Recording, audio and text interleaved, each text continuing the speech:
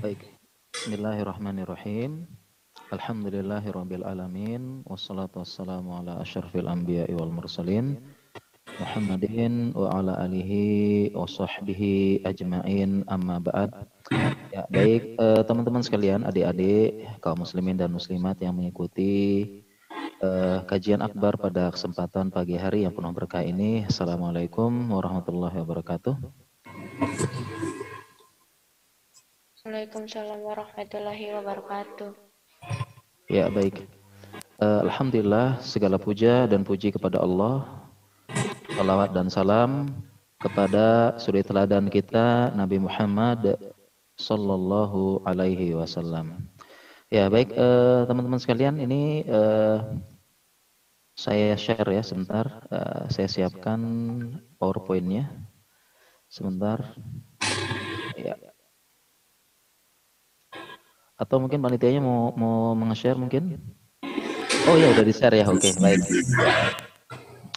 Ya, baik teman-teman sekalian, adik-adik ya, kaum muslimin yang semoga dirahmati Allah ya, pada pagi hari ini kita akan membahas tentang psikologi Islam yang sempurna, dan alhamdulillah ini bukunya sudah saya tulis ya, dan tentunya kalau kita bahas buku ini sampai selesai ya mungkin waktunya nggak cukup ya, tapi dari panitia tadi sudah memberikan kisi-kisi kalau kita akan membahas bagian Islam yang sempurna ya, bagian Islam yang sempurna.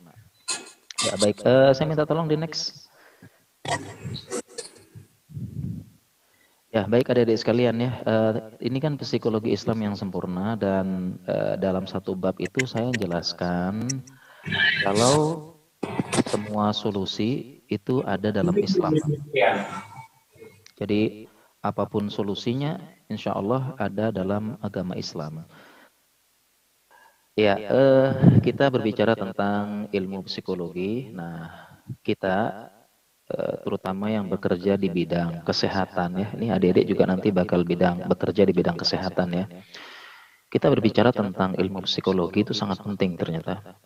Ya, jadi ilmu psikologi itu hampir mencakup semua ilmu.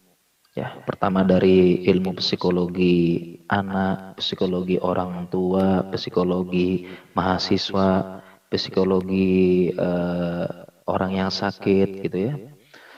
Nah, bahkan kalau kita berbicara masalah kesehatan gitu ya, kadang-kadang kita ya para klinisi itu kita diingatkan gitu ya, diingatkan sama teman-teman dari bagian psikiater sama bagian psikolog. Itu kalian kalau mengobati pasien ya, jangan fokus ngobatin penyakitnya aja ya. Tapi perhatikan juga psikologi. Ya, psikologinya perhatiin. Ya, karena yang namanya orang sakit ya, tentu dia psikologinya sangat turun, ngedrop, tiba-tiba tidak ada teman ngobrol, tiba-tiba sendiri, ya, tiba-tiba terbatas ya. Dan ini sangat kita lihat sebagian orang itu bahkan denial. Denial itu nggak terima gitu ya, terutama penyakit-penyakit berat ya adik-adik ya. Ada yang sakit stroke gitu, sakit stroke ya, biasanya aktif, biasanya kesana kesini, tiba-tiba stroke. Ini sangat berpengaruh dengan psikologi. Nah, kita perlu memperhatikan ya psikologi ini. Dan kalau kita berbicara terkait psikologi dengan penyakit itu sangat berkaitan. Psikologi apa namanya dia stres, depresi itu bisa menghasilkan penyakit fisik. Ini sangat erat kaitannya. Nah, kita perlu apa namanya, perlu benar-benar minimal punya basic ya. Apalagi kita nanti menjadi orang yang akan bekerja di bidang kesehatan. Ya, dan ulama-ulama kita ya, ulama-ulama Islam pun memperingatkan gitu, memperingatkan ya, kalau kalau orang yang sakit itu berada kepada titik nadir psikologi yang paling rendah. Itu kesempatan tuh kita mengingatkan kepada mereka tentang sabar, tentang apa namanya, tentang taat, kembali kepada Allah, ingat kepada Allah saat tubuh terbaring lemah. Ya, ternyata inilah kekuatan manusia. Manusia lemah saat tubuh lemah. sakit, berbaring, otot tidak kuat jalan, lidah tidak bisa merasakan nikmatnya makanan. Coba direnungkan, mana kekayaanmu? Bisa nggak membantu? Uang yang ada di bank, ratusan juta, miliar, bisa nggak membantu sekarang? Rumah, villa, mobil, baju yang bagus saat engkau berbaring seperti ini, bahkan merasakan makanan yang paling lezat aja nggak bisa kerasa, itu manfaat apa enggak? Nah, ini kesempatan kita. Ya, jadi itu kita berbicara tentang ilmu psikologi. Saya harap kita punya basic di sini ya. Dari kita belajar, baca-baca dikit deh. Apa itu psikologi, apa itu yang perlu dipahami. Nah, oke, sekarang di next. Nah, sekarang ternyata begitu ya. Kalau kita kembali kepada agama Islam, ternyata dalam agama kita ini sudah diajarkan semuanya. Ya, oleh karena itu bab yang kita bahas ini kan segala solusi ada dalam agama Islam. Ada segala solusi tersebut. Yang jadi permasalahan kita yang nggak pernah kembali kepada ajaran agama kita. Kita nggak pernah buka Al-Quran, apalagi buka tafsirnya. Kita tidak pernah baca-baca hadis, apalagi membuka penjelasan-penjelasan ulama. Kita nggak pernah membaca sirah Nabi, ya perjalanan Nabi Shallallahu Alaihi Wasallam, bagaimana sabar, bagaimana beliau tekun, bagaimana beliau menghadapi berbagai macam permasalahan-permasalahan, bagaimana beliau membaca sifat-sifat para sahabat, bagaimana beliau bersikap. Di situ ada di situ. Ya, contohnya ada kita kita dalam kitab-kitab ada tuh solusinya. Cuma kita aja nih yang apa yang nggak pernah buka, nggak pernah bertanya kepada ustadz atau ulama tentang solusi-solusi permasalahan kita. Itu semua ada dan itu adalah solusi yang terbaik karena yang memberi solusi adalah Allah ya. Jadi Allah berfirman, "A'antum a'lamu amillah?" Apakah kalian yang lebih tahu atau Allah? Ya, karena Allah yang menciptakan manusia, menciptakan sifatnya, menciptakan permasalahannya. Tentunya yang menciptakan lebih tahu solusinya, jalan keluar yang terbaik. Ibaratnya gini nih, ya ibaratnya ya kita punya HP, HP-nya bagus, keren, up to date ya HP-nya ya. Nah, tapi ketika rusak, kemana kita bawa HP tersebut? Kalau HP-nya lagi rusak, ya yang paling bagus ya kita bawa ke counternya, counter resmi. Bawa ke counter resmi yang membuat HP tersebut. Ini lebih bagus gitu ya. Demikian juga mobil ya, mobil sama rusak apa kita perbaiki ke tempat yang produksi begitu ya. Kalau Toyota ya ke Toyota kita bawa karena yang memproduksi, yang membuat lebih tahu gitu. Ya, lebih tahu. Ya, kalau kita lihat ya psikologi apa dalam Islam ada tuh psikologi suami istri contohnya ya, memahami bagaimana sifat-sifat dasar istri, sifat-sifat dasar suami itu ada. Saya buat tulisan, saya juga pernah buat pembahasannya juga dalam satu kajian. Ini ada ini kalau kita bahas. Ya, ada semua. Ya, detail itu bahkan. Ya, makanya adik-adik sekalian kita lihat gitu ya. Kita lihat itu buku-buku para ulama tebel-tebel tuh. Udah tebel-tebel ya. Jadi misalnya sarah dari Sahih Bukhari misalnya, ya Fathul Bari itu sampai 26 jilid tebel-tebel, ya Bulughul Maram tebel-tebel gitu ya. Itu penjelasan-penjelasan solusi-solusi hidup itu ada tuh. Ya ada semua. Ya oke, the next. Ya, oke minta tolong di next. Nah ini ya dalilnya seperti ini adik-adik sekalian ya. Jadi pernah ada orang Yahudi nih.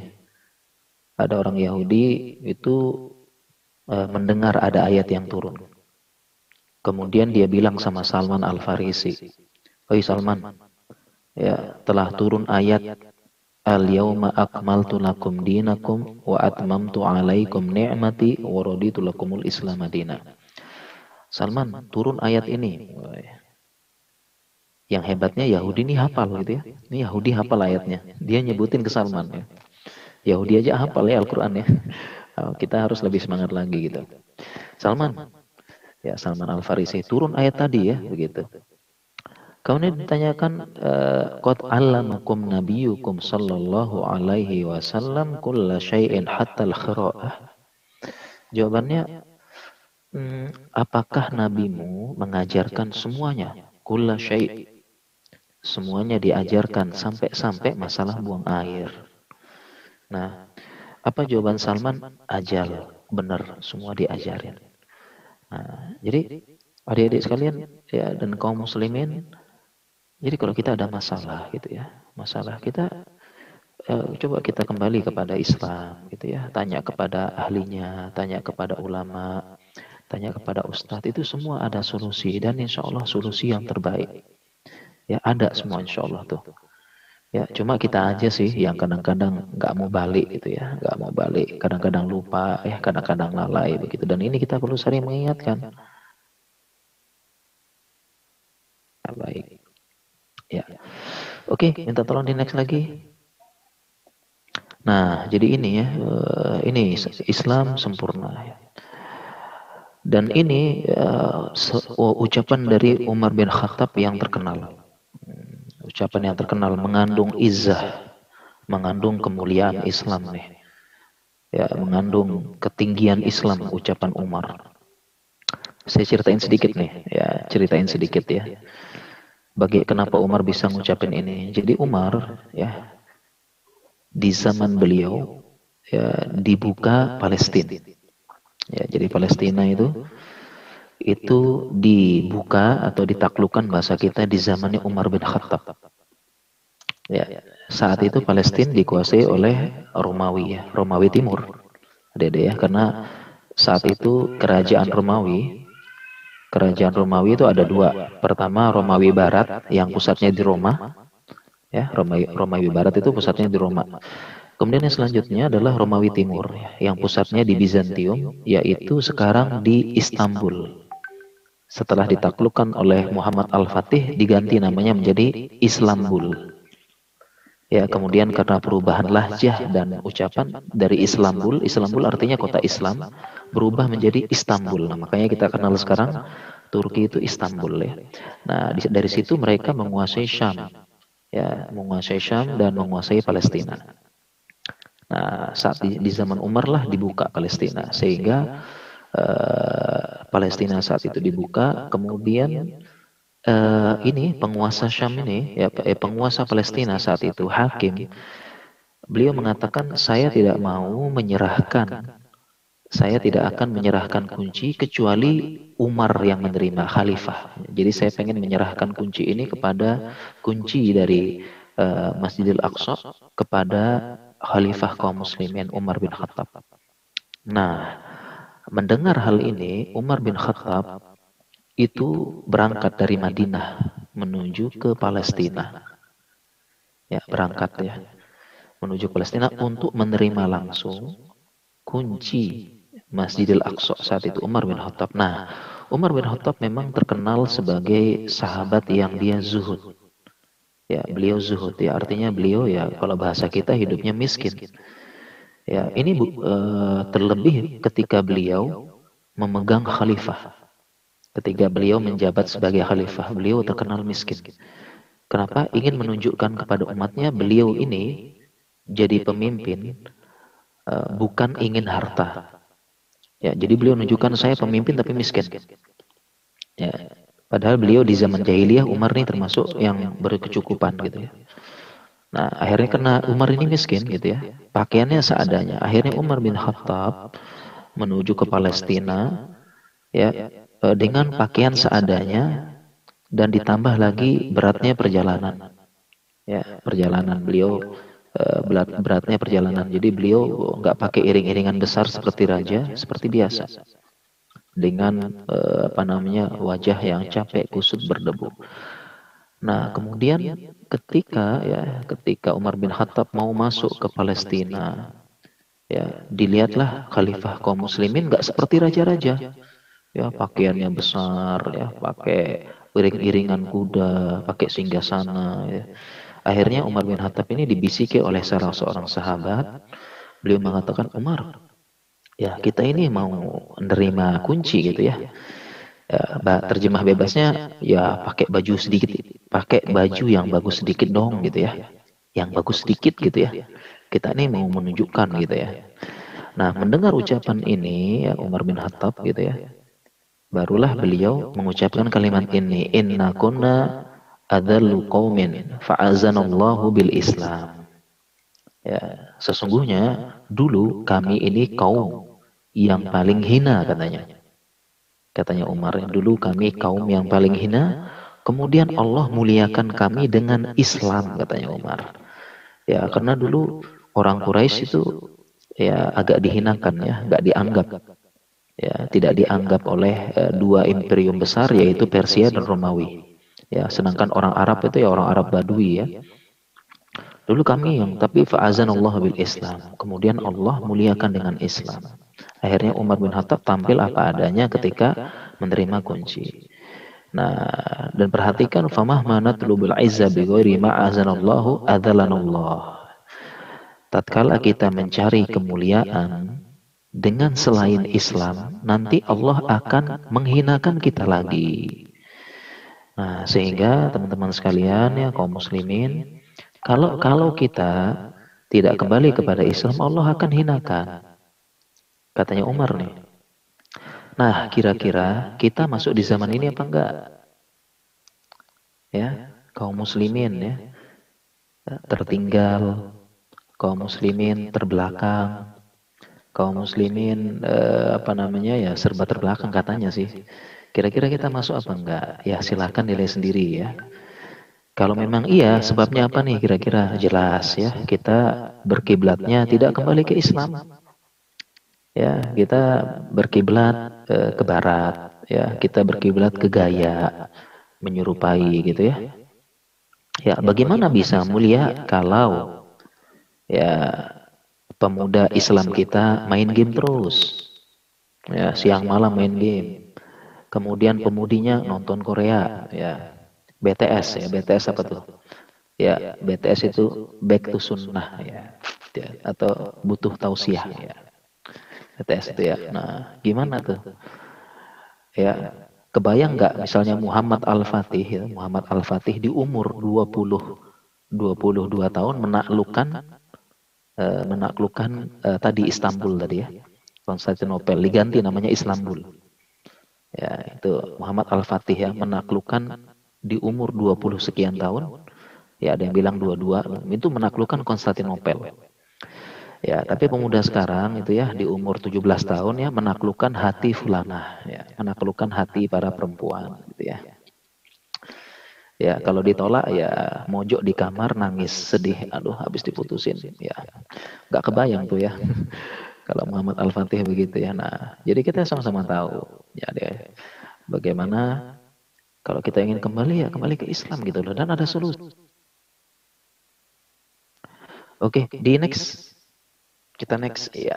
Nah, ini teladan sempurna sudah. Kalau ingin kembali pada Rasulullah, ya laqad kana lakum fi Rasulillah uswatun hasanah liman kana yarjullaha wal yawmil akhir. Sesungguhnya ada pada diri Rasulullah Shallallahu Alaihi Wasallam itu ada teladan yang baik. Ada teladan yang baik dalam diri Rasulullah. Ya, nah sekarang pertanyaannya nih, jujur aja nih, jujur ya, jujur. Ya, pernah tidak kita membaca sirah Nabi dari pertama sampai akhir? Pernah tidak kira-kira? Kita pernah tidak kita membaca sirah Nabi? Atau pernah dengar kajian deh, nggak usah baca ya. Karena kononnya, ini konon katanya konon gitu. Orang Indonesia itu malas baca katanya, termasuk saya berarti. Ya, itu pernah tidak kita ini baca sirah Nabi dari awal beliau lahir atau bahkan sebelum beliau lahir pra zaman ketika tahun gajah dimulai ya, sampai beliau meninggal. Pernah kita baca sirahnya beliau? Atau ikutin kajian deh, pernah? Kalau nggak pernah, nah berarti evaluasi nih. Evaluasi kita semua harus baca. Karena di situ ada tuh perjalanan ya. Bagaimana kesabaran beliau, bagaimana beliau memaafkan, kemuliaan akhlak beliau, ya bagaimana beliau bersama sahabat, ketenangan beliau, ya dan sebagainya itu menjadi teladan gitu bagi kita. Kita membaca sirah beliau, ya ketika kita merasa sulit, susah, sedih, ya sesek dan sebagainya, kita lihat ujiannya Rasulullah SAW berat dan beliau pun menghadapi dengan mudah. Beliau juga memaafkan, beliau juga kemudian memberikan solusi. Itu kita harus apa namanya membaca tuh, ya membaca sirah-sirah beliau ini jadi hiburan bagi kita, ya hiburan, ya minimal pernah baca ya, pernah baca. Nah, yang ada sekarang ya kaum muslimin ya pernah membaca biografi artis, ya, artis ya. Ya artis ya, kalau cowok mungkin pemain bola tuh ya, nomor sepatunya ya gitu ya, gaya rambutnya gitu ya, tahu malah tahu. Kalau mungkin kalau perempuan-perempuan sekarang ya katanya sih yang nonton Korea tuh dihafalin tuh ya. Bagaimana wajahnya sebelum dan sesudah operasi plastik, paham tuh wajahnya gimana tuh ya. Sesudah Masya Allah, sesudah operasi Masya Allah, sebelum operasi astagfirullah ya Allah, gitu ya, bener nggak ya? Oke ya, ya deh. Iya, jadi kita harus baca dan ini ada solusi, ada solusi. Kita merasa muda, ya. Dan kenapa Al-Quran itu sepertiganya isinya sejarah? Ya, sepertiganya sejarah itu kan Al-Quran itu tiga bagian utama Al-Quran. Yang pertama akidah dan tauhid, yang kedua muamalah, ya muamalah kita, muamalah. Yang ketiga sepertiganya itu tentang sirah, sejarah. Sejarah para nabi, sejarah orang-orang soleh, Nabi Musa, Nabi Harun, Nabi Ishak, Nabi Yakub, kemudian kisah-kisah orang soleh, Zulkarnain, Khidir, Ashabul Jannatain, dan yang lain-lainnya tuh ada tuh. Itu kisahnya. Kenapa? Karena dengan membaca kisah-kisah orang terdahulu itu akan membuat kita hidup ringan, ya, ringan. Kita bisa memberikan solusi dan sebagainya. Ya, oke, di next lagi, di next, iya, iya baik. Nah, nah ini saya kasih contoh gitu ya, kasih contoh adik-adik sekalian. Di situ saya berikan contoh kalau eh, ternyata semua solusi ada dalam Islam. Nah, ada dalam Islam. Jadi intinya gini deh ya, kalau kita ada masalah, ya, kalau kita pusing, kalau kita apa namanya ribet gitu ya, lagi jenuh banget ya, lagi bahasanya sekarang lagi mampet gitu ya, kita kembali ke Islam. Caranya bagaimana? Kita bertanya tuh. Ya, bertanya kepada ahlinya, tanya kepada ustadz kah, tanya kepada teman-teman ya, teman-teman yang soleh dan soleha itu kita tanya. Ya, kita tanya ini solusinya apa gitu. Ya. Nah, sebagian dari kita kadang-kadang kalau ada masalah, itu kita tanya masalah, problem atau sesuatu atau minta nasihat, minta sesuatu untuk pengambilan keputusan. Itu kita kadang kita bertanya kepada orang yang nggak tepat, kepada orang yang kurang tepat. Itu ya, sehingga solusinya juga kurang bagus. Ya, kurang bagus. Ya, baik di dunia maupun di akhirat. Nah, kita ini nyari yang selamat ya. Solusinya di dunia bagus, di akhirat juga bagus. Ya. Terkadang kita membaca-baca, kita mencari pertama, kita mencari apa nama kata-kata mutiara, mencari filsuf Cina, solusi dari filsuf Cina, solusi dari filsuf Jawa. Kemudian kita cari dari solusi dari apa namanya dari motivator fulan misalnya ya. Motivator fulan. Nah sebenarnya adik-adik sekalian nggak masalah sebenarnya ya. kita nyari solusi dari filsuf Jawa, itu gak apa-apa sebenarnya. Kita cari solusi dari filsuf Cina, itu sebenarnya gak apa-apa. Ya, tetapi terkadang, terkadang ada yang bertentangan dengan Islam. Nah, ini yang kita tidak cari. Ya, kita tidak cari, kita yang tidak boleh gitu loh. Yang dia bertentangan dengan Islam. Ya, filsuf Cina, filsuf apa, kalau bertentangan dengan Islam gak boleh. Ya, karena adik-adik sekalian sebenarnya ya, agama kita ini itu kita nggak bertentangan dengan budaya, nggak. Agama kita ini nggak anti budaya, tidak anti total.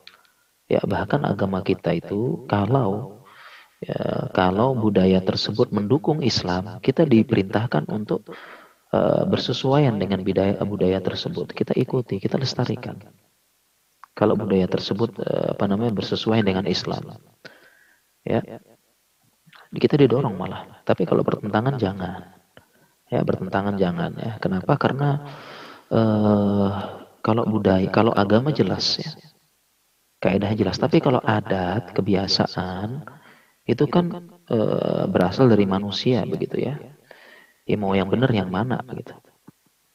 Ya, mau yang benar yang mana tentu kita pakai. Nah, ibaratnya gini ya. Itu meteran 1 meter itu ya kita gunakan untuk mengukur kayu. Nah, ketika nggak pas 1 meter, yang kita potong kayunya atau meterannya. Jadi kalau nggak pas 1 meter, kita potong kayunya atau meterannya. Ya, jawabannya untuk mengepaskan tentu kita potong kayunya. Ya, karena kalau meterannya kita potong, itu nanti 1 meter itu nggak ada yang pasti.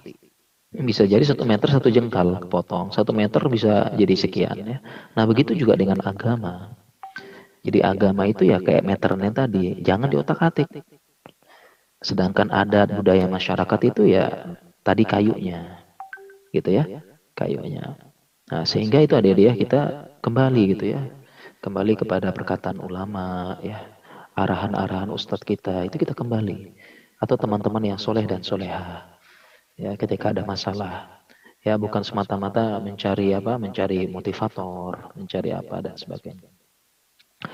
Dan di sini adik-adik sekalian ternyata gitu ya, ternyata lagi ternyata ini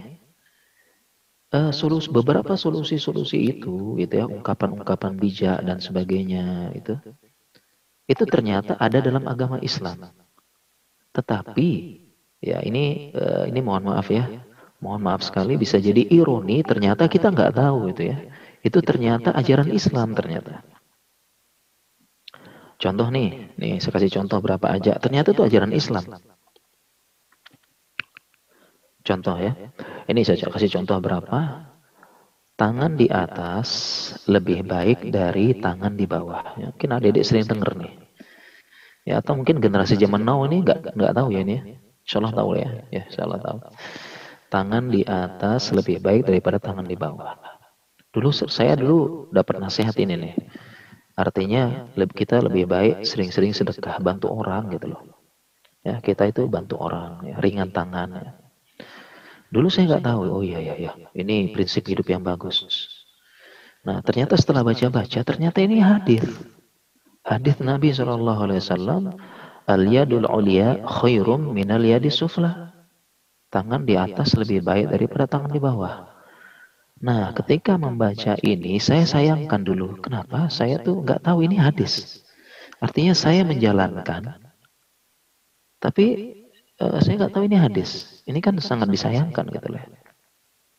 Saya disayangkan. Dan ternyata banyak tuh solusi-solusi dari gini-gini. Ternyata Islam ada tuh. Islam ada ternyata. Ya, bukankah lebih bagus kalau kita ya tahu ini solusi Islam, kita meyakini dan kita bersyukur kepada Allah ya, dan kita berdoa begitu kan, lebih baik dapat pahala, dapat rahmat dari Allah, dapat kasih sayang dari Allah, dan ini kan bagus gitu ya. Gitu. Oke, kita lanjut lagi ya, contoh lagi. Saya dulu tadi yang belum kayaknya. Enggak apa-apa, saya hafal kok, saya hafal ya. Tidak terjatuh di lubang yang sama. Pernah dengar ya ada ini. Ada ungkapannya, tidak terjatuh dalam lubang yang sama. Ini hadis ternyata. Berbunyi la yuldagu al-mu'minu min hujrin wahidin marratain. Seorang mukmin tidak akan terperosok di dalam satu lubang yang sama dua kali. Artinya apa? Maksudnya kita harus belajar dari kesalahan-kesalahan terdahulu. Ya, kita ambil hikmahnya, kita cari solusinya. Jangan terjatuh dalam permasalahan yang sama dua kali. Harusnya kita sudah mengambil ibrah gitu kan. Dulu nggak tahu saya ini, ternyata hadis ternyata, gitu ya. Ya oke, next lagi, the next ya. The next ya. Nah, ini juga sama nih ya, kita sering dengar ya, setelah kesulitan ada kemudahan. Atau bahasa kita badai pasti berlalu dan sebagainya. Ini kan kita menghibur ya teman-teman yang stres, yang depresi, yang kecewa, yang putus asa. Ya, kita kan sering hibur tuh, sering hibur ya, kita hibur udah ya, badai pasti berlalu, harus kuat gitu ya. Ya, insya Allah nanti inilah baik lagi gitu ya. Nah, tapi alangkah bagusnya kita juga menghibur ya dengan ayat-ayat Allah Subhanahu wa taala. Kita tambahkan keinginan apa namanya? Kita tambahkan dengan kebaikan-kebaikan dari Allah Subhanahu wa taala, kita sebutkan ya, apalagi ada berkahnya Al-Qur'an, inna ma'al usri yusra, inna ma'al usri yusra, enggak apa-apa. Kan bagus tuh. Ya, kita hibur teman, kita ingatkan ya dengan Allah Subhanahu wa taala, ridho dengan takdir Allah. Ya Allah sayang dengan kita. Insya Allah Allah akan memberikan kebaikan kepada kita. Ini kan lebih bagus gitu. Ya. Ya, maksudnya kita mengingatkan badai pasti berlalu, bagus gitu ya. Bagus, nggak salah juga. Tapi kalau lebih baik lagi kan kita tambah ya, kita bacakan Al-Qur'an, ayat-ayat, dalil, ya kita ingatkan kembali kepada Allah. Ya, karena ya kita harus kembali kepada Allah begitu, dan ada saatnya Allah menunjukkan kebesarannya. Ya, kebesarannya. Contohnya itu ya, ketika saya punya tulisan judulnya dari pesawat ini kembalilah wahai jiwa hanifmu. Ya, itu judulnya, nanti silahkan baca. Dari pesawat ini kembalilah wahai jiwa hanifmu. Ya, ya, kembalilah. Isinya adalah kurang lebih saya menceritakan tentang dalam penerbangan. Saya merasakan saat itu dalam penerbangan malam jam 9 malam, jam 10 malam. Kemudian melintasi lautan. Jadi sekitar 1 sampai 2 jam di atas laut. Malam gelap. Tiba-tiba hujan. Hujan tiba-tiba. Bukan hujan biasa, tapi hujan yang disertai dengan suara angin, petir dan halilintar jeduar. Malam gelap sunyi, hujan. Di bawah kita adalah lautan, yang mungkin lautan yang dalam. Kemudian beberapa kali pesawat bergoncang, jeduar. Ya, bergoncang pesawat beberapa kali. Ya, dalam suasana sunyi tersebut, ya berbicaralah pilot. Ya, pilot kita berbicara, mengatakan bahwasanya pesawat dalam keadaan tidak stabil, ya, cuaca di luar tidak bagus, ya, dengan suara khas pilot. Ya, saat itulah ya kemungkinan besar jiwa hanif seseorang akan kembali. Jiwa hanif ya, jiwa yang cenderung kembali kepada Allah Subhanahu wa taala. Dengan gelapnya malam, kemudian sunyi, goncangan pesawat di bawah laut yang dalam dan gelap bersama dengan kegelapan malam. Di saat itu tidak ada yang berani sombong ya. Semuanya tunduk, semuanya merendahkan diri, semuanya sunyi. Tidak ada dada yang membusung, tidak ada kepala yang mendongak. Semuanya menunduk, sepi. Sebagian lagi mulut berkomat kamit. Kenapa? Berdoa kepada Allah Subhanahu wa taala. Di antara selingan goncangan ada berbagai macam doa dan zikir ya. Bergoncang pesawat, la ilaha illallah. Bergoncang pesawat lagi, astagfirullah. Ya. Siapa berharap? Tidak ada tempat berharap kecuali Allah Subhanahu wa taala. Semua goncang dalam kegelapan malam. Ya, dalam beberapa lapis gelap ya. Semua mulai nunduk, tidak ada yang berani lagi ya, tidak. Tiba-tiba semuanya ingat Allah tiba-tiba. Tiba-tiba tobat. Siapapun tidak ada saat itu. Mau pejabat, mau orang hebat, mau orang sombong ya, di muka bumi sombong, tiba-tiba langsung nunduk semuanya. Aku takut. Ya, berharap kepada Allah Subhanahu wa taala. Nah, ini kita saat-saat itulah, saat-saat susah, saat-saat sedih, saat-saat ini ya tempat kembali adalah Allah. Allah tempat kembali. Ya, seperti di atas pesawat tersebut. Ya, tidak ada tempat berharap kecuali Allah. Ya. Tidak ada saat-saat itu, saat-saat merenung ya, gimana tuh? Dulu sombong ya.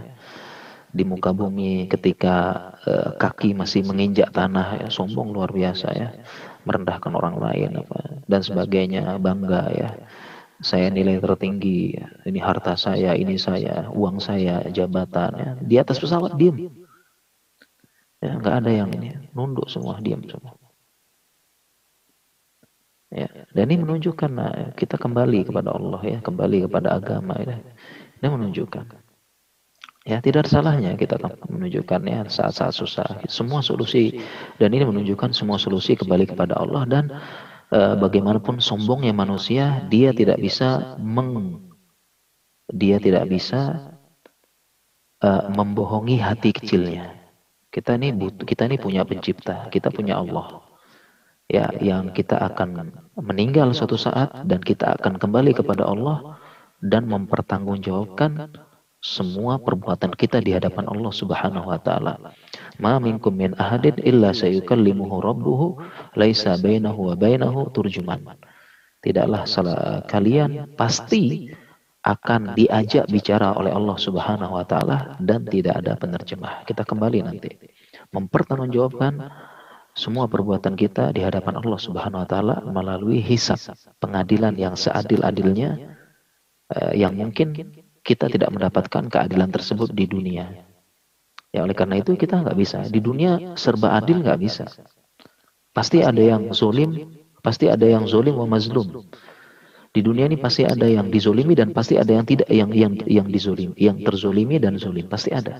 Gak bisa kita menuntut hak kita semua di dunia. Oleh karena itu ada di akhirat pengadilan yang seadil-adilnya gitu. Ya, nah itulah coba kita kembali kepada Allah, kembali kepada agama. Ya. Solusinya ada di agama. Gak bisa kita membohongi hati kecil kita. Ya, buktinya ketika di pesawat, gak bisa, gak ada yang bisa.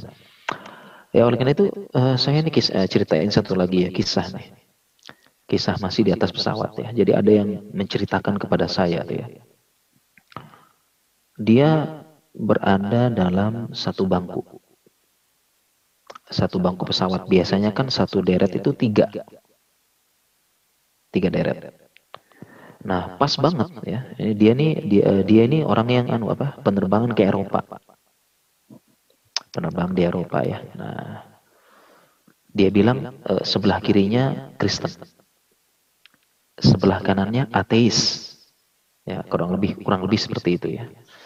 Jadi sebelah kiri Kristen, sebelah kanan ateis. Dan bukan rahasia lagi, banyak Eropa, orang-orang Eropa ya, negara-negara Eropa banyak yang ateis. Ya, jadi agama-agamanya sekedar formalitas saja. Banyak yang ateis ya. Gak percaya ya. Kenapa? Karena ya agama-agama mereka nggak masuk akal sebenarnya.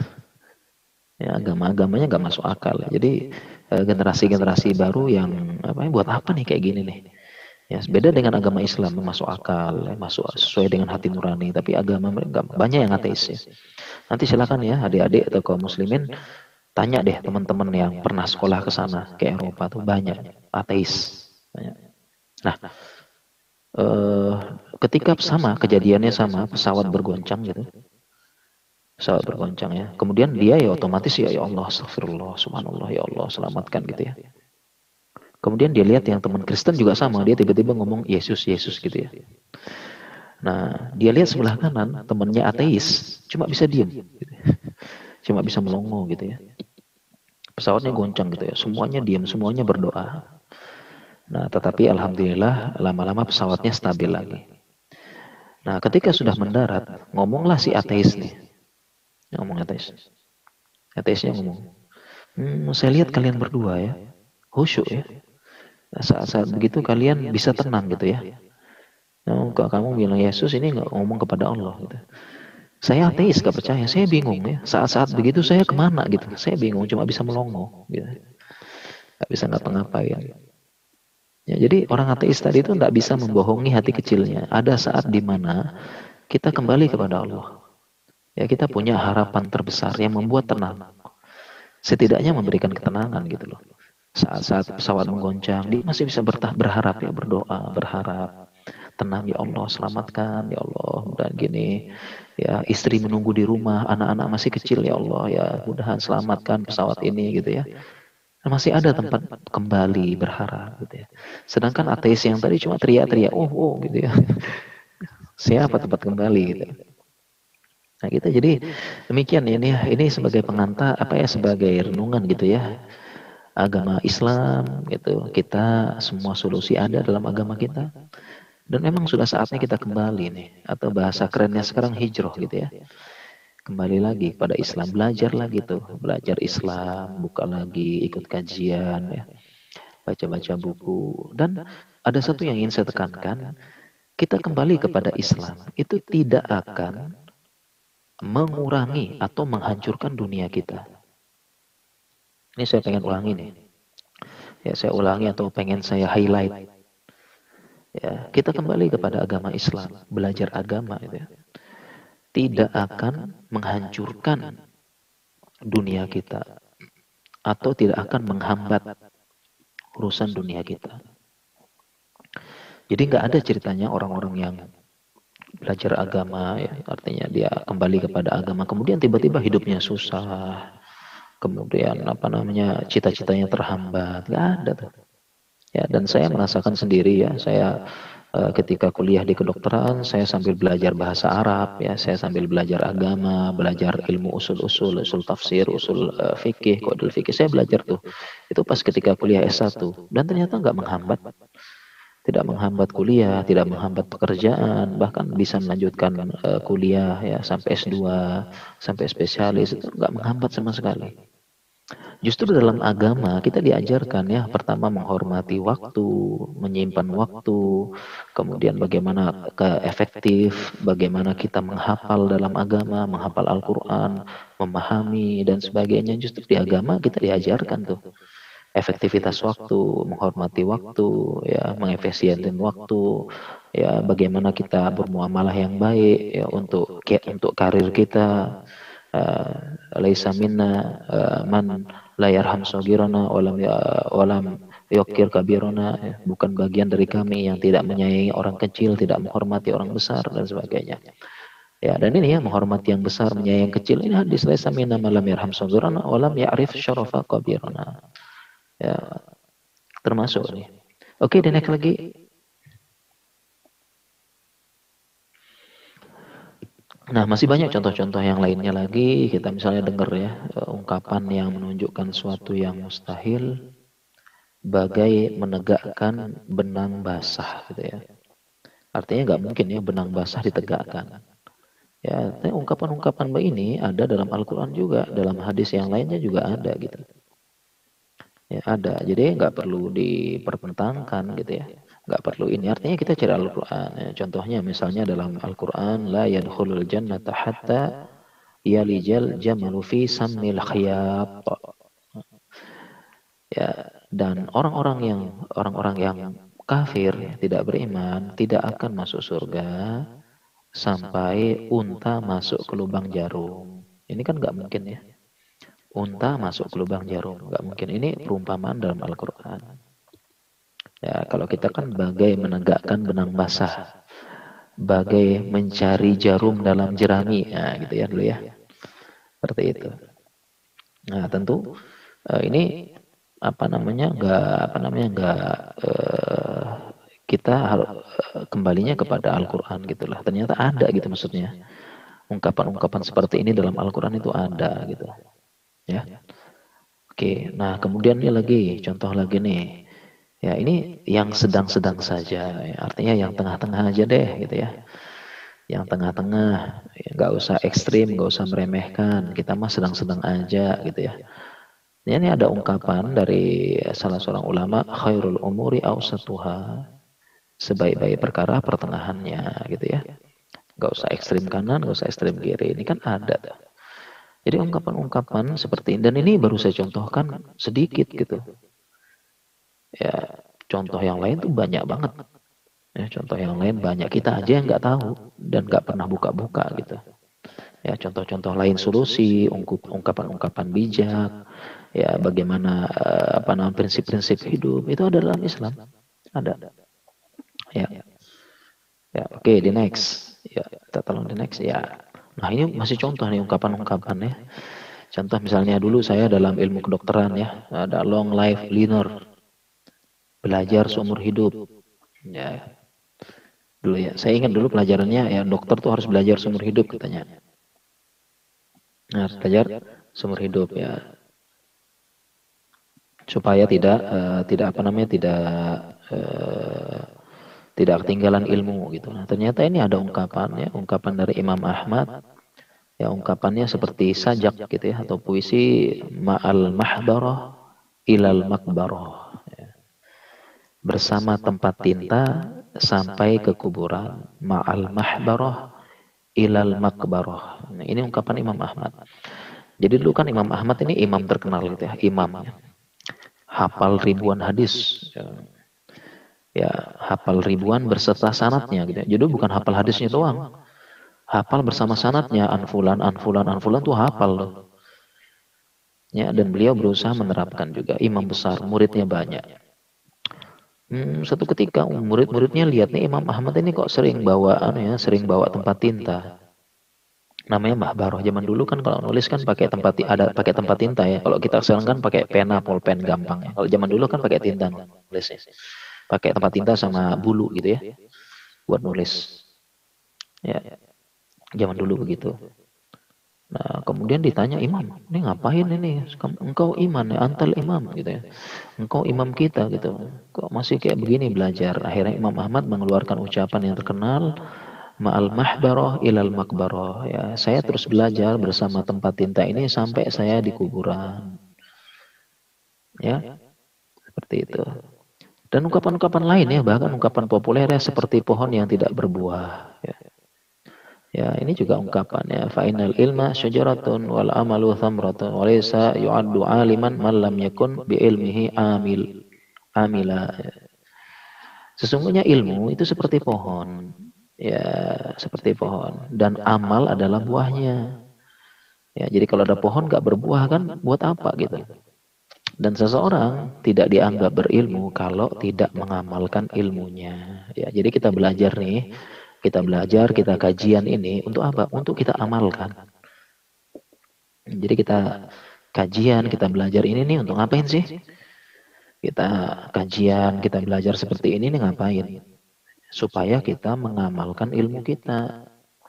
Ya, mengamalkan ilmu. Jadi bukan sekedar wawasan atau bacaan yang menyenangkan saja gitu. Ya, kita ulangi, kita highlight bahwasanya yang namanya ilmu, ya, kita belajar seperti ini bukan sekedar untuk menjadi wawasan saja dan bacaan menyenangkan. Aduh, kayaknya enak nih.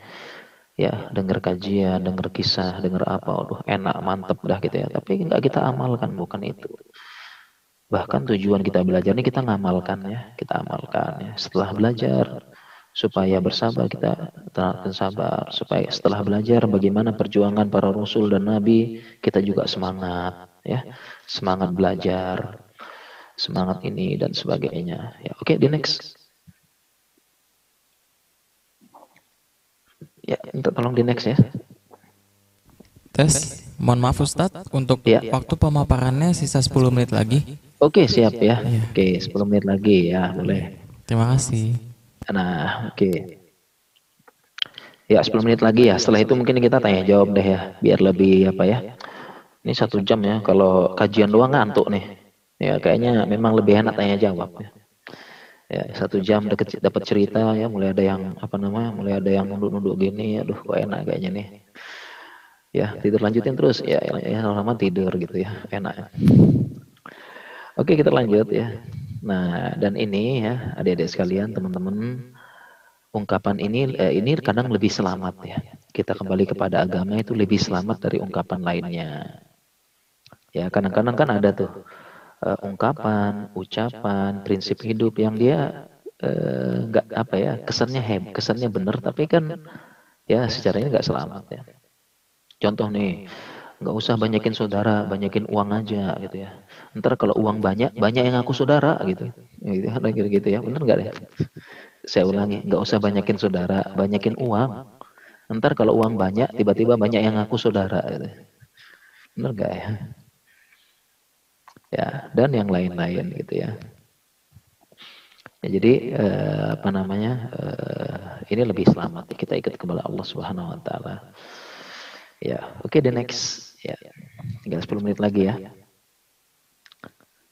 Nah, ini jadi dan ini ya kayaknya bab ya, bab yang diminta teman-teman panitia yaitu bab segala solusi dalam Islam, kayaknya saya cukupkan itu aja ya. Jadi sampai di situ. Nah, bab selanjutnya saya membahas tentang sifat-sifat dasar.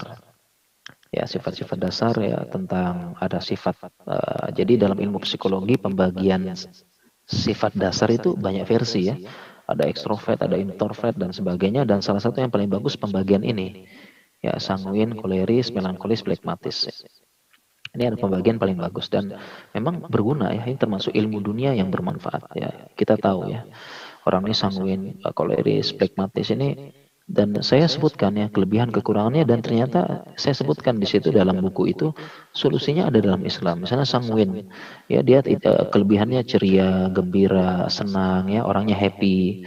Jadi orang sanguin ini kalau hadir gitu kayaknya suasananya hidup. Ya, lagi ngumpul-ngumpul, kemudian orang sanguin datang tuh heboh, jadi heboh ya, hidup ya. Ya, beda kalau lagi ngumpul-ngumpul yang datang melankolis, wah langsung jadi pada curigaan tuh, waduh curigaan, ya gimana, gini-gini ya. Ya serius jadinya tuh, nah, itu ya. Nah, ini masing-masing ada kelebihan kekurangan, itu saya jelaskan ya. Jadi kelebihannya kita manfaatkan dalam Islam, dan kelemahannya kita ada solusi dalam Islam. Ya, dan adik-adik sekalian dirahmati Allah Subhanahu Wa Taala, teman-teman ya kaum muslimin, dan perlu saya tekankan di situ bahwasanya Nabi Shallallahu Alaihi Wasallam, Nabi Shallallahu Alaihi Wasallam tidak mengubah sifat dasar para sahabat. Mungkin ada yang cerita nih, aduh saya ini kok orangnya pendiam ya, saya orangnya agak pemalu, saya orangnya tuh belak-belakan. Ya, kalau ada ini ya udah saya ngomong aja, ya nggak peduli. Pokoknya saya ngomong belak-belakan, bukan tipe-tipe main belakang. Ya, saya tuh orangnya begini. Nah, itu namanya sifat dasar. Namanya apa? Namanya sifat dasar ya. Dan sifat dasar ini tentunya tidak bisa diubah secara langsung. Dan ternyata Nabi Shallallahu Alaihi Wasallam tidak memaksakan para sahabat mengubah sifat dasarnya. Nabi SAW nggak minta sahabatnya mengubah sifat dasar, tetapi kebaikannya didukung, kelemahannya diperbaiki. Ini maksud dari buku ini yang saya tulis. Contohnya Rasulullah SAW tidak mengubah sifat dasar Umar yang tegas.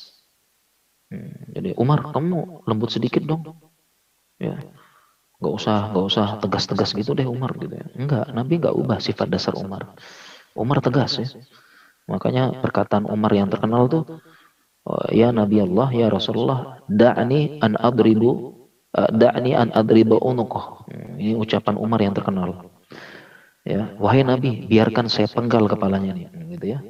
Jadi kalau ada yang macam-macam depan Nabi, Umar itu selalu da'ni an adribu unuqah. Saya penggal aja gitu ya. Tapi Nabi nggak ngomong sama Umar, antum nih terlalu keras ya, nggak usah, lembut-lembut sedikit, enggak. Ubahlah, dilembut enggak, jadi nggak diubah. Ya, sama Nabi nggak disuruh ubah sifat dasar, tapi dimanfaatkan. Tegasnya Umar untuk Islam. Ya, dan ketika pada kata tertentu apa namanya ditekan. Ya, demikian juga Nabi SAW tidak mengubah, memaksa Abu Bakar. Abu Bakar itu sifat dasarnya lembut. Lembut. Ya, dia hatinya lembut Abu Bakar, sifat dasar dari Abu Bakar. Ya, karenanya Aisyah mengatakan ya Abu Bakar itu orangnya lembut, perasa, ya perasa lembut ya. Sehingga ketika apa namanya Nabi SAW meminta Abu Bakar mengganti jadi imam, Aisyah mengatakan jangan. Kalau dia jadi imam nanti Abu Bakar gitu ya, baru baca Al-Quran sedikit nangis, ntar nggak jadi ngimamin gitu. Ya, dan yang lain-lainnya kelembutan Abu Bakar. Kemudian Utsman juga sama. Utsman ini pemalu ya artinya pekewuan bahasanya ya, kurang lebih pekewu ya, pemalu Utsman ya. Sebagaimana hadis bahwasanya Utsman itu orangnya pemalu dan para malaikat pun pemalu kepada Utsman ya, malu gitu. Dan yang lain-lain. Jadi Nabi SAW tidak memaksa. Demikian juga adik-adik kita punya sifat dasar. Ya ada yang keras, ada yang tegas, ada yang pemalu, ada yang lembut, ada yang pemikir dan sebagainya itu tidak diubah secara paksa. Tapi kelebihan dimaksimalkan dalam Islam dan kekurangannya ada solusi dalam Islam. Ya mungkin adik-adik sekalian cukup ya demikian waktu pemakaian materi kita dan mungkin kita kembali ke tanya jawab. Ya, kita ngobrol-ngobrol aja dan saya kembalikan kepada host dan MC-nya. Ya, silakan.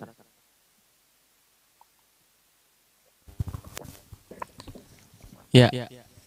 Jazakallahu khairan wa barakallahu fik Ustadz atas ilmu yang telah diberikan. Kemudian akan dibuka sesi tanya jawab melalui chat Zoom dan chat YouTube bagi peserta yang berada di YouTube. Untuk sesi pertanyaan akan dipilih 3 pertanyaan terbaik. Apakah ada yang ingin bertanya secara langsung? Dipersilahkan untuk para peserta.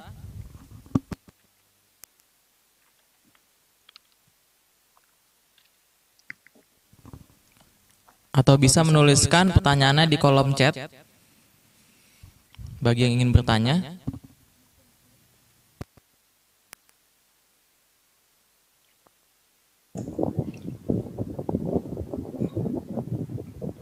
Ustadz. Ya, silakan. Bismillah. Ya, saya mau tanya nih Ustadz. Tadi udah sempat di kolom pertanyaan, cuma memang sebaiknya menyampaikan langsung atau lebih baik barangkali ya. Nama saya Haryadi. Saya ingin menanyakan di surat kabar online itu Ustadz sering ada tebak-tebakan gambar, dan di situ gambar pertama kali yang kamu lihat maka itu menunjukkan karakter dari dirimu. Itu apakah ilmu psikologi atau bukan ya Ustadz ya? Terima kasih. Jazakumullah khairan. Ya. Oke, baik ya. Saya juga pernah lihat tuh. Ya, pernah lihat seperti itu ya. Misalnya ada gambar sesuatu. Ya, biasanya gambar macam-macam ya. Gambar hewan ditumpuk-tumpuk gitu ya. Atau gambar ini gitu. Kemudian dia mengatakan yang pertama kali dilihat itu adalah adalah sifatmu begitu. Apakah benar apa enggak? Saya kurang terlalu paham ya. Artinya tidak bisa menjawab secara spesifik ya. Artinya bisa saja kecenderungan seseorang itu apa yang ada dalam benaknya, apa yang ada dalam pikirannya itu yang menyebabkan dia menangkap sesuatu. Itu bisa jadi. Bisa jadi ya, jadi karena dia punya informasi sesuatu, maka dia akan menanggap sesuatu berdasarkan informasi atau sifat yang ada dalam dirinya. Ya, sebagaimana kisah nih, ada nih kisah ya. Ada kisah ulama menceritakan ada seorang buta. Dia buta. Nah, ketika kecil, dia hanya pernah melihat gajah pas kecil. Pas kecil dia pernah melihat gajah. Nah, ini ulamanya cerita nih, pas kecil ya. Nah, kemudian ketika besar lama-lama matanya buta. Nah, sehingga ketika diceritakan ada hewan yang lain, maka dia mengatakan itu bagaimana dengan tangannya gajah? Itu bagaimana dengan kepalanya gajah? Nah, dia bandinginnya gajah. Kenapa? Karena yang dia tahu gajah gitu. Nah, begitu juga dengan ilmu tadi. Ya, seseorang menangkap pertama kali sesuai dengan apa yang ada dan informasi yang ada dalam benaknya begitu. Nah, hanya saja kalau menentukan sifat dan karakter seseorang hanya dengan sekali itu saja, ini yang saya nggak setuju. Ya, saya nggak setuju ya. Ya, hanya karena sekali tes itu doang tiba-tiba, oh kamu pemarah ya gitu ya. Kamu pemarah ya. Gitu. Ini nggak setuju ya, karena yang namanya menilai kepribadian seseorang dan psikologi itu sepertinya perlu tes komprehensif sepertinya. Nggak hanya sekali itu aja. Ya, mungkin demikian kali ya sepertinya. Yuk, insya Allah.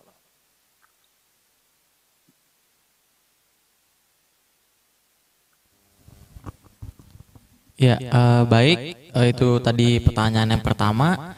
Sekarang ada pertanyaan kedua dari Anindya Salsabila Zari yang berasal dari Universitas Negeri Purwokerto. Pertanyaannya, izin bertanya kepada pemateri, menurut Bapak, apa yang membedakan antara psikologi Islam dengan umum? Dan terkait tema kajian hari ini, itu kan segala solusi ada dalam Islam. Lantas, apa tujuan Allah Subhanahu wa Ta'ala memberikan hambanya ujian dan cobaan? Terima kasih, dipersilakan untuk Ustadz menjawab. Ya, baik ya. Oke. Tadi pertanyaannya, apa bedanya psikologi Islam dengan psikologi atau selain Islam gitu ya? Jawabannya ya, Islam itu ya memberikan ilmu psikologi ya, dan dalam ilmu psikologi secara umum tuh adalah ilmu dunia sebenarnya ya, ilmu dunia. Nah, agama Islam itu punya membingkainya, ya membingkainya, sedangkan artinya yang tadi ya menjadi tolak ukurnya. Jadi silahkan mengembangkan ilmu psikologi, tapi Islam punya prinsip-prinsip dasar psikologi. Nah, sehingga kalau ilmu psikologi ini ya, psikologinya ini, psikologinya teorinya fulan, psikologi dari barat, psikologi dari Cina, itu silahkan mengembangkan. Tapi kita punya tolak ukur, yaitu psikologi Islam. Ya, kalau bersesuaian nggak apa-apa. Tapi kalau bertentangan ya jangan. Kita tetap milih psikologi Islam, dan dan ini termasuk ilmu dunia ya. Artinya kita Islam itu memberikan prinsip-prinsip umum. Ya, artinya jangan sampai kita bilang oh kita hanya butuh psikologi Islam, psikologi yang lain enggak. Tidak ya, karena Islam memberikan gambaran secara umum begitu. Jadi nggak apa-apa, misalnya kita kuliah psikologi nggak apa-apa. Ya, jurusan psikologi nggak apa-apa. Ya, kita belajar, tapi ingat kita punya prinsip. Ya, sebagaimana Islam mengajarkan ilmu kedokteran, tibun nabawi. Diajarin, tapi bukan artinya, oh saya nggak mau yang lain, saya tibun nabawi aja, enggak. Karena itu adalah prinsip umum. Ya, dan untuk mengkombinasikan. Demikian ya. Ya, oke. Kemudian tadi pertanyaan yang selanjutnya, kan solusi ada dalam Islam tuh. Lalu buat apa Allah menurunkan ujian? Jawabannya ya untuk menguji. Ya, liyabluwakum ayyukum ahsanu amala. Inna hadainahu sabila imma syakira wa imma kafura. Ya, kami berikan dua jalan, ya apakah kalian ini bersyukur atau malah kalian ini kufur. Ya, dan kami berikan ujian untuk mengetahui kepada siapa yang paling bagus amalnya. Linabluwakum, kami uji kalian. Nah, jadi kan namanya ujian ya untuk mengetahui mana orang yang benar, mana orang yang buruk. Ya, jadi Allah berikan. Nah, apakah ketika dapat ujian dia kembali kepada Allah apa enggak? Ya, jadi itu fungsinya ujian seperti itu. Ya, oke, demikian insyaallah. Baik, terima kasih Ustadz. Kita punya pertanyaan ketiga dari Hoki Pamungkas. Pertanyaannya, Assalamualaikum Ustadz, mau nanya, sekarang kan zamannya COVID. Nah, manusia telah dilalaikan oleh penyakit tersebut. Banyak masyarakat pada umumnya lebih takut kepada COVID tersebut daripada penciptanya, Allah. Nah, pertanyaannya, apakah itu bisa menyebabkan kerusakan akidah? Karena telah mengilahkan COVID tersebut. Dan tolong berikan solusinya. Dipersilakan untuk Ustadz menjawab. Ya, baik ya. Oke, nah, jadi ini kita kembali kepada pelajaran tauhid sebenarnya. Kenapa dalam pelajaran tauhid itu dibahas tentang khauf ya. Khauf itu artinya takut. Ya, jadi dalam pelajaran tauhid dijelaskan ada macam-macam khauf. Yang pertama ada namanya khauf ibadah, takut kepada Allah. Kemudian yang kedua ada namanya khauf tabi'i, yaitu takut secara tabiat. Nah, dua hal ini tidak perlu dipertentangkan. Contohnya khauf tabi'i itu takut sama singa. Takut nggak sama singa? Takut. Contoh lagi khauf tabi'i, takut dengan anjing misalnya, kita lagi jalan, kemudian ada anjing gonggong ganas depan rumah orang gitu ya, depan jalan, kita kan takut. Contoh khauf tabi'i lagi, takut sama ular gitu ya. Lagi jalan gitu ya, tiba-tiba ular depan kita, lari tuh. Ini namanya apa? Contohnya khauf tabi'i, yaitu takut secara tabiat. Nah, dan ini tidak bertentangan dengan khauf ibadah, takut kepada Allah. Tidak bertentangan, jadi wajar kalau ada orang punya khauf tabi'i. Ya, jadi jangan, dan demikian juga takut dengan wabah. Jelas nih wabah ini ada, korbannya banyak, yang meninggal banyak. Ya, kalau mau main-main ke rumah sakit deh. Apalagi teman-teman nih di Jakarta, Jabodetabek itu rumah sakit penuh tuh, UGD penuh. Ya, main-main tuh di UGD, lihat ya, orang yang sakit sesak napas dan sebagainya. Ya, UGD penuh ditutup ya. Ya, kita dengar berita mau nyari kosong aja sulit. Nah, jadi wabah ini memang ya menular dengan cepat dan berbahaya bagi orang-orang yang punya komorbid. Sehingga kalau takut wabah itu wajar. Takut dengan wabah itu wajar. Bahkan ada hadis menyebutkan firo minal maz'um firoraka minal asad.